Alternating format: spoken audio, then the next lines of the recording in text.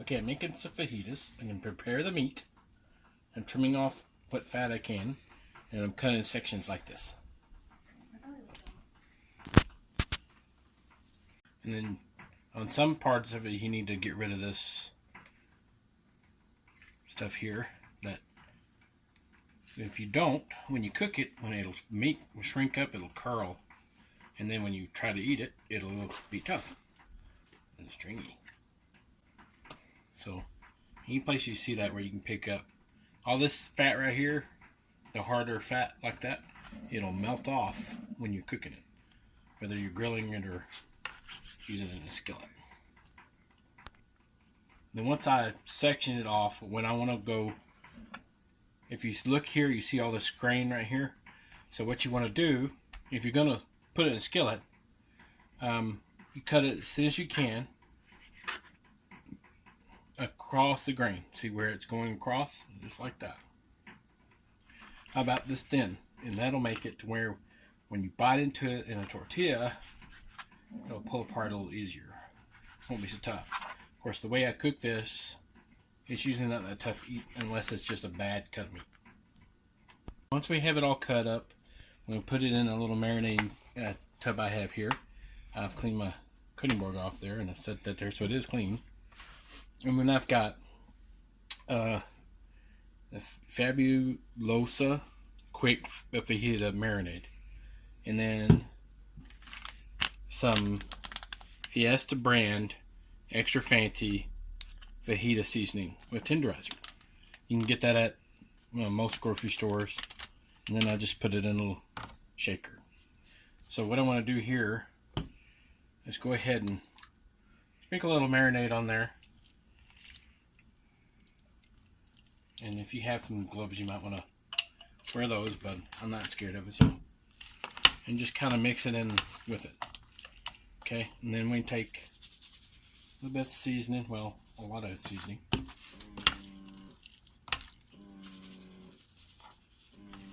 and mix it up really good. Once you got all your seasoning on there and the marinade in there, you want to let it marinate for about 5-10 minutes, not too long. While that's marinating, what we'll do is I'll show you how we cut our vegetables. While the meat is marinating, we're gonna cut our pepper. And the thing you do is you cut the stem. There's two ways you can do it. You can actually cut across this way and get the stem, or you can just notch it out like that. Either way works fine. The only problem with it is you use up a lot of pepper, waste some pepper from that. You pull that out, you see all these seeds,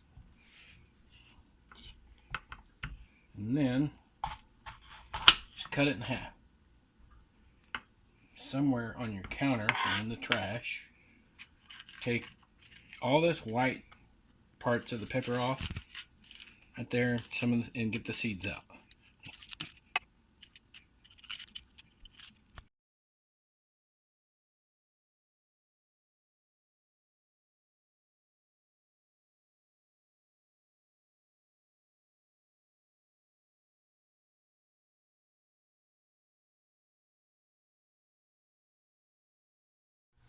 Alright, you want to heat up your pan. I'm doing this on the stove. I like to do it on the grill too, but I'm doing it inside. When it gets cool outside, you want to be out there in the grill. Well, some people don't. Don't bother me, but anyway, so you heat it up, put it on really high heat, like on an electric stove, about 6 or 7. You want it high, I guess a high medium temperature, because you really want to hit the meat and seal in the juices on it, and the best way to do that is really high heat. Okay, when your pan's hot enough, if you drip some water on it, it'll dance like that. That's plenty hot. It says really hot.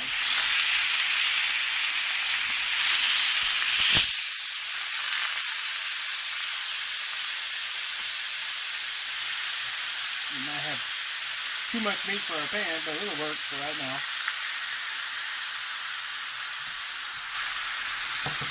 And then we want to get it good and brown on all sides. Good and cooked. You keep your temperature at a high level. And it's good and brown. I mean, not totally maybe 100% done all the way through. We're going to do that later. But just brown on all sides. Okay, once it's brown, pretty good, just browned, what we want to do is take a lid of some kind that goes on your pan and put the lid on it. Turn it down to about medium on your burner, and then let that cook for about 10 minutes.